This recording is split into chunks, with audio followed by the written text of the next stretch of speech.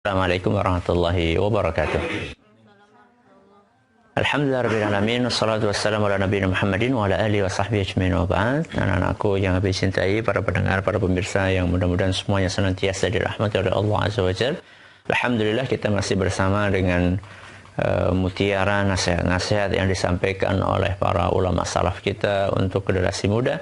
Kali ini kita akan memasuki wasiat yang ke-6. Halaman berapa di situ? Halaman berapa, nak? 20. Hah? 20? Bukan. 30. Masih ingat wasiat yang kelima apa intinya? Akhirat prioritas utama dan melupakan dunia. Masya Allah. Akhirat prioritas utama dan tidak melupakan dunia. Wasiat yang keenam, silahkan ditulis.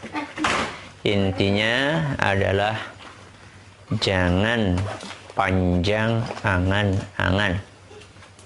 Jangan panjang. Jangan panjang angan-angan.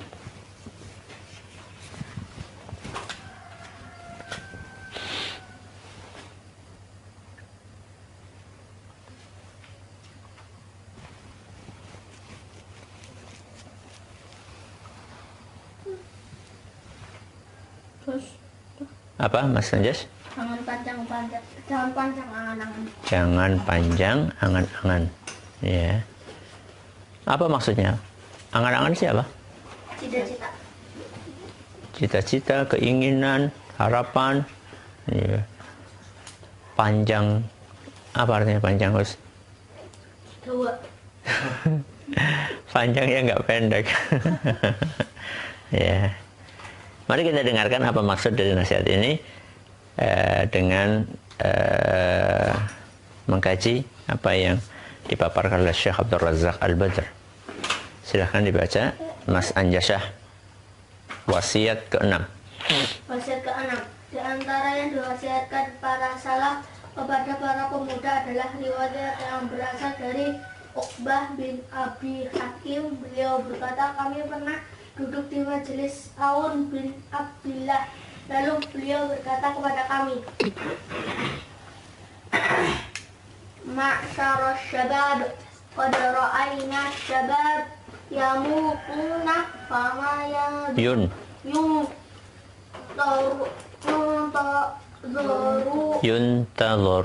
Yuntadharu bil hasadi idza balaghal minjal. Terus Lanjut. para pemuda, sungguh kami telah melihat usia muda telah wafat.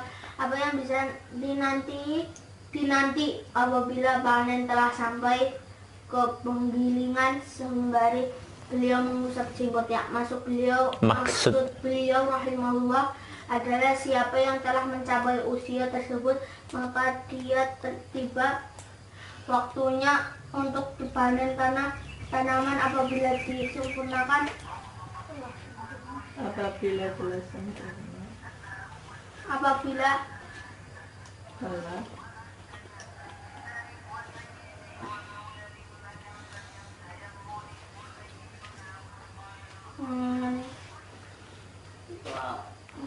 semakin dekat dengan kematian. Hal ini beliau sampaikan kepada para pemuda yang hadir di majelis beliau untuk mengingat-ingat mereka agar jangan sampai tertipu dengan penglihatannya terhadap orang-orang yang dipanjangkan usianya, karena kebanyakan orang itu banyak yang tertipu ketika melihat sebagian orang berusia panjang dan mengira ia pun akan mencapai usia sama. Akhirnya ia pun banyak meremehkan urusan, menunda-nunda dan mengakhirkannya. Ya, Mas Usama, sebagaimana Disebutkan seorang penyair, ya ammaru wahidun fayaguru qauman wa yunsa man yamutu minas syababi. Ada seorang yang panjang usianya lalu memperdaya banyak orang, dilupakan orang yang mati di usia mudanya.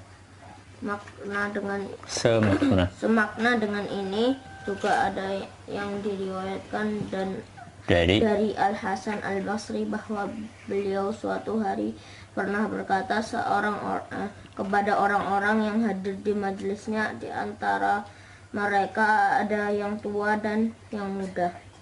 Ya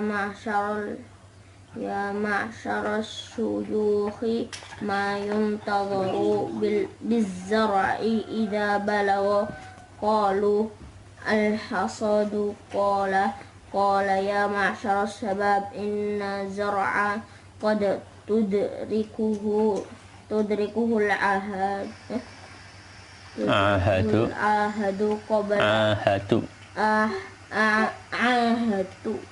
qabla ayyablugha. Wahai orang-orang yang telah tua, apa yang dinanti dari tanaman jika telah mencapai waktunya atau matang? Mereka menjawab, dipanen. Beliau berkata kembali, wahai para pemuda, sesungguhnya terkadang ada tanaman yang mengalami kerusakan sebelum mencapai waktunya panen. Ya, bagus. Anak-anakku, ini nasihat disampaikan oleh seorang ulama. Ada yang tahu namanya siapa? Bukan. Bukan. Wasiat ke-6, wasiatnya siapa? Bukan, bagus. Aun. Siapa? Imam Aun bin Abdillah. Jadi sedang mendengarkan nasihatnya seorang ulama namanya Aun bin Abdillah. Jadi beliau dan juga nasihat yang disampaikan oleh Imam Al Hasan Al Basri itu mirip, ya. Nasihatnya mirip. Apa miripnya? Sama-sama memberikan perumpamaan dengan tumbuhan, ya, dengan tetumbuhan. Ya. Apa itu? Tetumbuhan ketika sudah akan panen. Kalau padi sudah warnanya kuning, itu artinya padinya sudah tua atau masih muda? Sudah tua. Kalau sudah tua, berarti tinggal diapakan? Panen. Ada nggak padi yang tidak sampai menguning tapi sudah mati? Banyak. Karena apa? Hama. Selain hama apalagi angin. Selain angin apa? Kemarau musim. Tikus, banjir, paceklik. Paceklik itu kemarau panjang. Jadi beliau ingin menyampaikan kepada kita bahwa orang yang masih muda itu jangan berpikir bahwa dia itu pasti usianya sampai tua. Sebagaimana padi belum tentu berumur sampai menguning. Ya. Kenapa padi belum tentu sampai menguning? Jawabannya karena ya sudah kita sampaikan tadi. Karena yang namanya padi itu bisa mengalami ya hal-hal yang bencana, hama dan seterusnya. Ya. Sehingga di sini beliau menyampaikan, Syekh Abdul Razak, jangan tertipu dengan adanya orang yang umurnya panjang. Ketika kita melihat kakek kita, nenek kita usianya sampai 60 tahun, 70 tahun, 100 tahun bahkan, jangan dipikir kita itu pasti akan sama dengan itu. Itu inti dari nasihat yang disampaikan oleh Imam Aun bin Abdillah.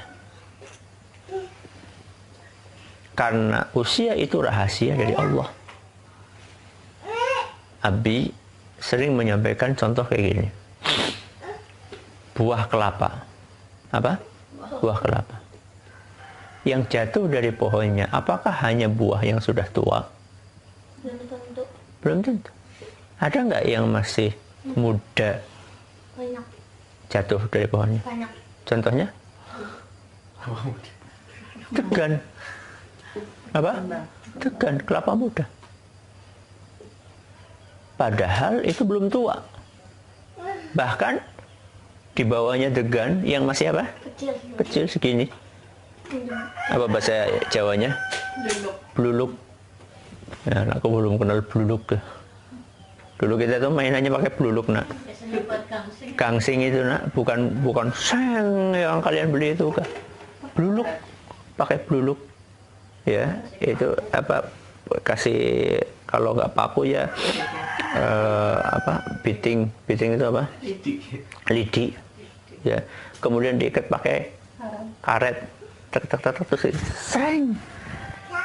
Itu jatuh, itu bluluk itu jatuh. Padahal dia masih muda, bahkan masih kecil.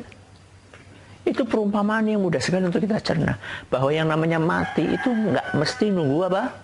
Tua. Ada nggak bayi yang mati? Banyak. Seusia kalian yang meninggal ada? Banyak. Pemuda banyak. Ya. Terus kenapa kalau kita sudah mengetahui bahwa mati itu tidak melihat usia, mari kita dengarkan nasihatnya. Karena itulah Mas Ukasha,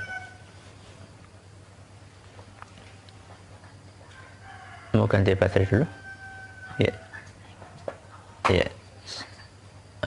Mas Anjasa yang baca. Ya.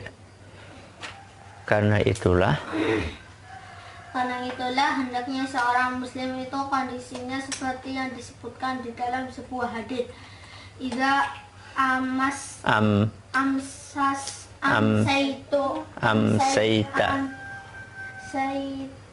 falatan tadiri sobaha wa idza asbahta falatan diri diril masa'a. Diulangi lagi, coba diulangi lagi. Idza amsayta falatan tadhiris sabaha wa idza asbahta falatan tadhiril masa'a. Apabila kau berada di waktu sore, janganlah menunggu waktu pagi. Dan jika kau berada di waktu pagi, janganlah menunggu waktu sore. Nah, ini nasihat yang disampaikan oleh Nabi kita Muhammad sallallahu alaihi wasallam. Dan ini seingat Abi adalah perkataannya Ibnu Umar radhiyallahu anhuma ketika beliau menyampaikan hadis Nabi sallallahu alaihi wasallam. Apa nasihatnya? Idza amsayta fala tantadhiris sabah.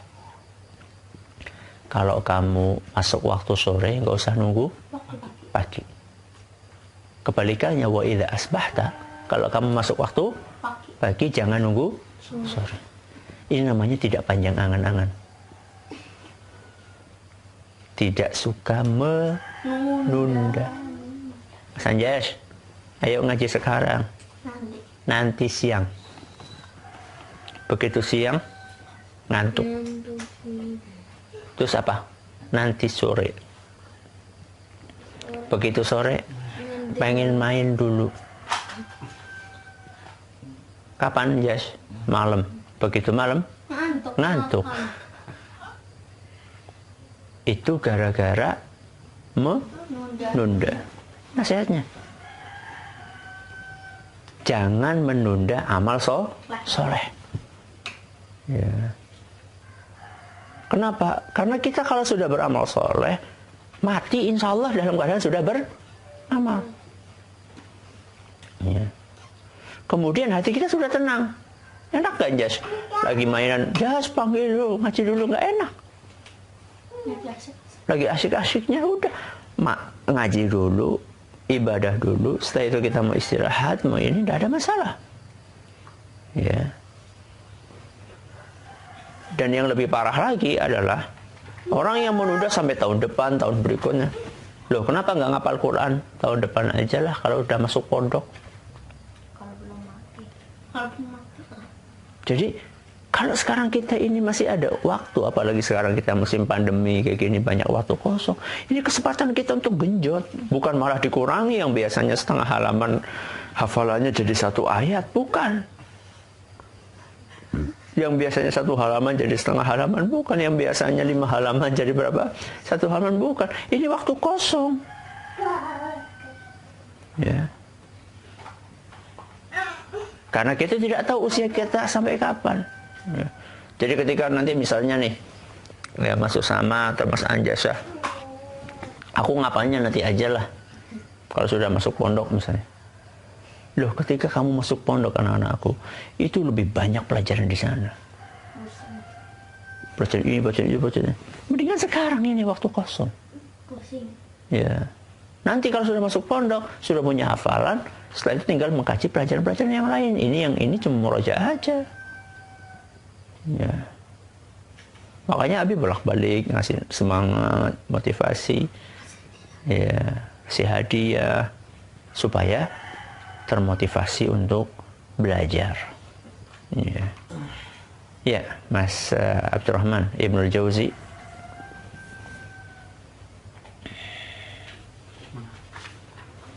Ibnul Jauzi rahimahullah berkata, yajibu ala man la yadri mata yabghatuhul mautu ay yakuna musta'iddan wa la yahtarra bisyababi was-sihhati fa inna aqalla man yamutu al-asyakh wa akthar man yamutu asy-syubban falihada yanduru man yakunu. Wajib bagi setiap orang yang tidak mengetahui kapan datangnya kematian secara tiba-tiba untuk mempersiapkan diri. Janganlah dia terberdaya dengan usia muda dan kesehatan, karena sungguh betapa sedikitnya orang tua yang meninggal, namun betapa banyaknya para pemuda yang meninggal. Karena itulah orang yang berusia tua itu langka. Buktinya, apabila Anda memperhatikan para kawanan, niscaya Anda dapati orang-orang yang panjang usianya tua itu sedikit, dan yang paling banyak meninggal itu adalah di fase usia muda atau anak-anak. Sekarang perhatikan aja ke kanan kiri kita, lebih banyak kakek-kakek, nenek-nenek, atau yang masih muda? Lebih banyak mana? Muda. Berarti yang sampai tua itu nggak banyak. Ini yang disampaikan oleh siapa? Imam Ibnul Jauzi. Rata-rata yang mati itu yang muda-muda. Perbandingannya loh. Ya. Lansia, sekarang coba perhatikan lansia. Dalam satu rumah lansianya berapa? Satu. Yang muda-muda berapa? Banyak. Ya. Berarti yang sampai tua itu nggak banyak. Ya. Maka jangan menunda. Yang ada nanti adalah menyesal. Menyesal di dunia lebih mending daripada menyesal di akhirat. Loh, anak-anakku, orang yang ibadahnya rajin saja nanti di akhirat nyesal. Yang ibadahnya banyak saja di akhirat nanti apa? Nyesel. Nyesel kenapa?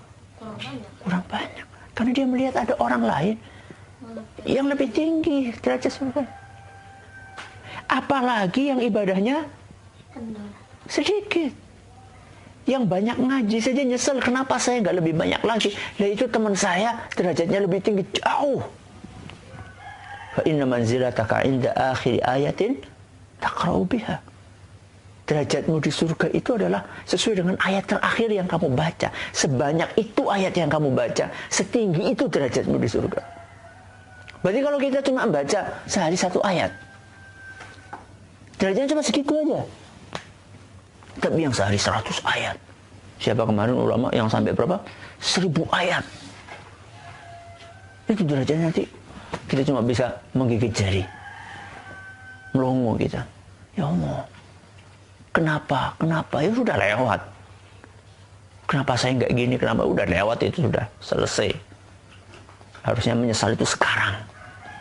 Makanya anak-anakku, kalau kalian baca Al-Quran, kalian beribadah, jangan lihat yang di bawah.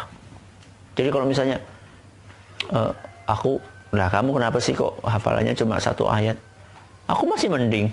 Itu nggak ngapalin. Jangan gitu. Kalau kenapa sih kamu 1 ayat? Iya ya, itu temanku bisa 2 ayat.